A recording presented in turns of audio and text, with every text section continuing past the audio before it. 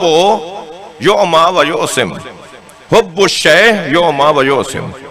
किसी शय से मोहब्बत अंधा और बहरा कर देती है। किसी शय से मोहब्बत अंधा और बहरा कर देती है, यह है फार्मूला। किसी शय से मोहब्बत उसके बारे में अंधा और बहरा कर देती है।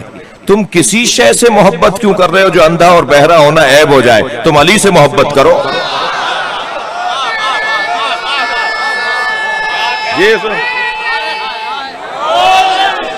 तुम अहले बैत से मोहब्बत करो, ताकि अहले बैत से मोहब्बत करना अगर अंधा और बहरा भी बनाए तो ये वो अंधा और बहरा है जिसे यहां बैठकर अर्श नजर आता है।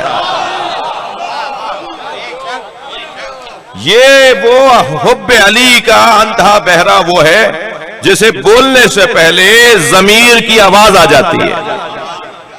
सामने वाला बोलता नहीं है मगर पता होता है ऐसे कि क्या बोलने जा रहा है। ये वो अंधा और बहरा है।